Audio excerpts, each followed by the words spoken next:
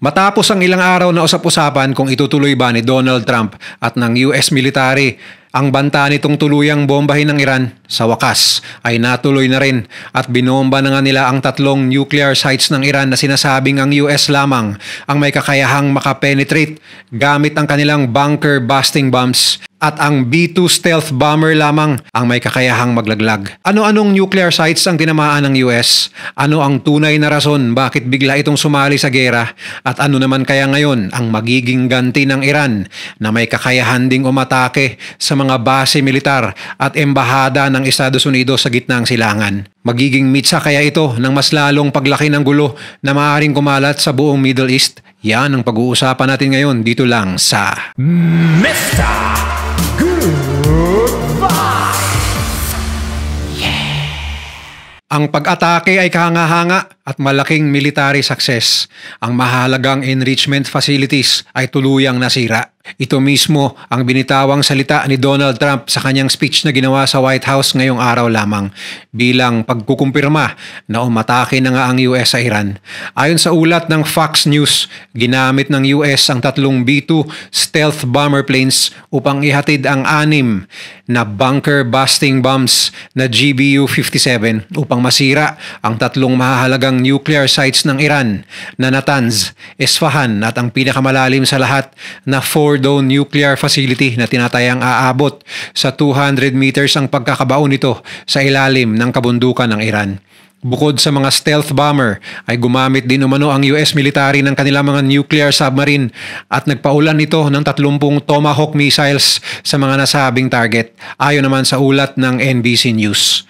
Ang grupo ng mga eroplano na nagsagawa ng pambobomba ay nanggaling pa umano sa Whiteman Air Base sa Missouri sa United States at narating na mga ito ang kanilang target bandang umaga na sa Iran upang ihatid ang 6 na bomba sa tatlong nuclear sites. Ang Whiteman Air Force Base ay tahanan ng 19 na B-2 stealth bomber planes at sinasabing kayang umabot sa anumang target sa mundo mula sa airbase na ito. Bagamat sa teorya ay kayang mapenetrate ng bombang ito ang lalim na hanggang 200 to 300 meters sa ilalim ng lupa, mahirap pang ma-verify sa ngayon kung gaano ka-epektibo ang nagawang pinsala ng bombang ito sa mga nuclear facility ng Iran.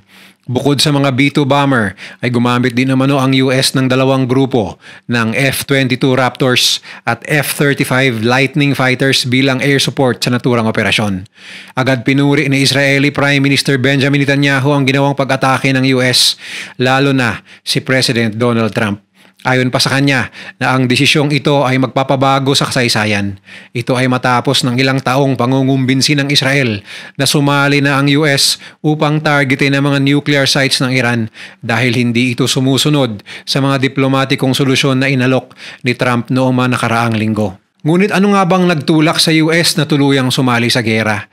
Ayon kay Trump na ang tuluyang pagsira sa ambisyon ng Iran na magkaroon ng nuclear weapons at maipatupad ang tunay na kapayapaan sa Middle East ang nag-udyok sa kanya na gawin ito. Ngunit wala silang balak na patumbahin ang rehimen ni Ali Khamenei at tanging nuclear weapons lamang ang kanilang gustong sirain. Subalit may panganib din ayon sa mga eksperto na mas lalong lumaki ang gulo, lalo na't may banta ang Iran na mananagot ang US sa kanila kapag sumali ito sa gera. Ayon naman sa Iran na minor lamang ang naging sira sa Fordo nuclear site na taliwas sa pahayag ni Trump na tuluyang napulbos ang pasilidad ng Iran.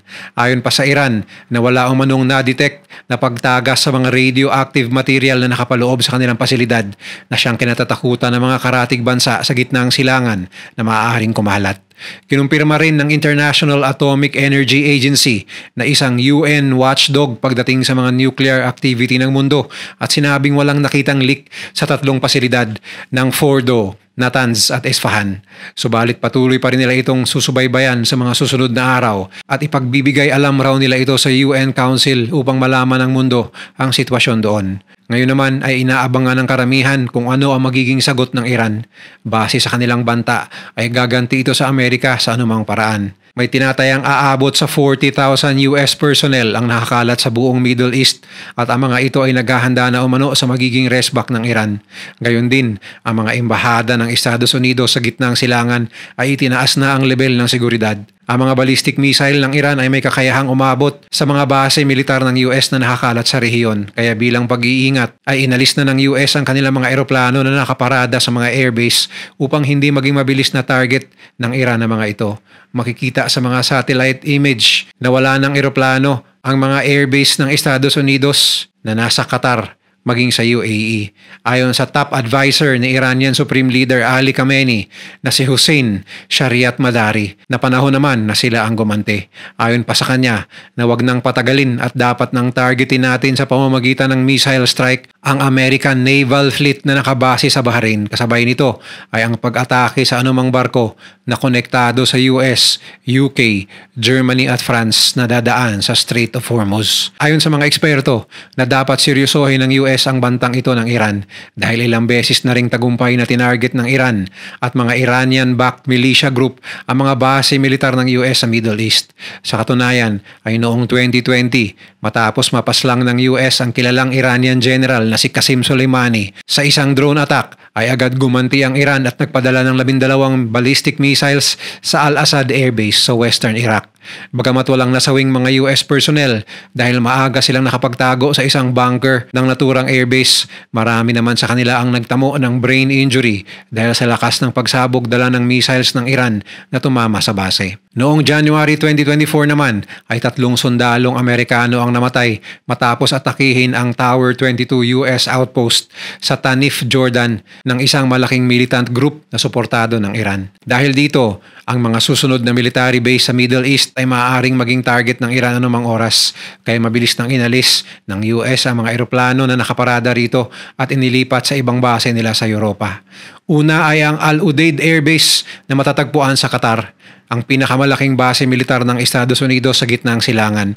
Kilala ito bilang mahalagang sentro ng operasyon ng US military sa rehiyon. Ang base na ito ay tahanan ng mga advanced aerial asset at sumusuporta sa operasyon nila laban sa terorismo sa Middle East. Ngunit dahil sa magandang samahan ng Iran at Qatar, ay maliit ang tsansa na ito ay magiging target ayon sa mga Middle East expert. Pangalawa ay ang US Navy 5th Fleet sa Bahrain na isang mahalagang unit na gumaganap ng papel sa pagbabantay sa Persian Gulf.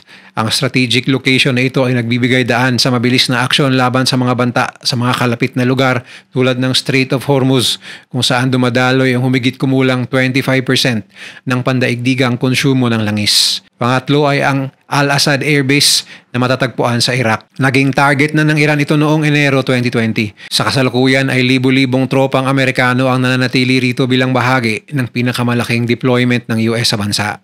Maaari ding maging target ng Iran ang Harir Air Base sa Erbil, Iraq na paulit-ulit ng inatake ng mga drone na inuugnay sa mga proxy group ng Iran dati. Ang base ay tinuturing na mahalagang bahagi ng mga operasyon ng US sa gitna ng silangan. Maaari ring targetin ng Iran muli ang Al-Tanif Garrison na matatagpuan malapit sa border ng Iraq at Jordan.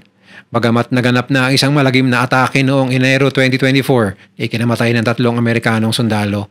Ang lugar na ito ay mahalaga para sa koordinasyon ng US sa mga operasyong militar sa Syria. Ang Ali Al-Salim Air Base naman na 32 kilometers lamang ang layo mula sa border ng Iraq ay ang kampo ng 386th Air Expeditionary Wing ng US Air Force. Ang base na ito ay isang mahalagang hub para sa logistics at transportation sa rehiyon. Sa UAE naman ay matatagpuan ang Al-Dhafra Air Base na tahanan ng 380th Air Expeditionary Wing ng Air Force.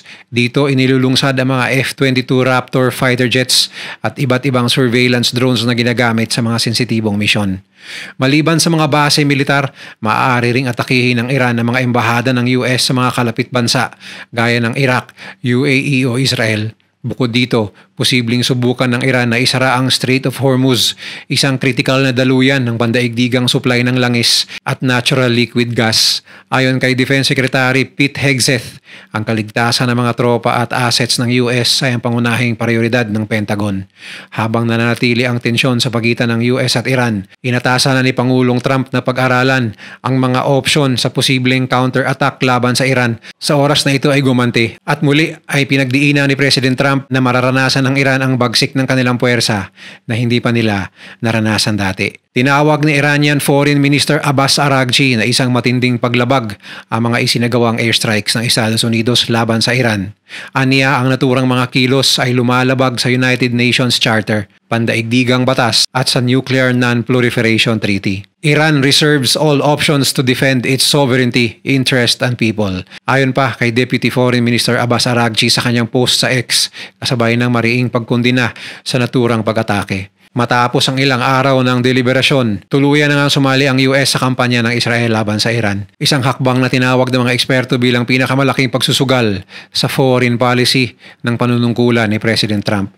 Ayon pa kay Trump, ang kinabukasan ng Iran ay nasa pagitan ng kapayapaan o trahedya. Kung ayaw pa rin ang Iran ng peace talks, titiyakin namin na ang iba pang target ay aming tatapusin. Ayon sa ulat, sa kabila ng pag-ataking ito ng Estados Unidos, ay nagpaabot ang US ng diplomatic message sa Iran na nagsasaad na ang isinagawa nilang airstrikes ay limitado at walang layunin na patalsikin ng gobyerno ni Khamenei. Ang tanging gusto lamang ng US ay matapos ang nuclear program ng Iran. Gayunpaman, ang desisyong ito ay nagdulot ng pangamba sa posibleng pagbukas ng isang panibagong yugto ng kaguluhan sa rehiyon.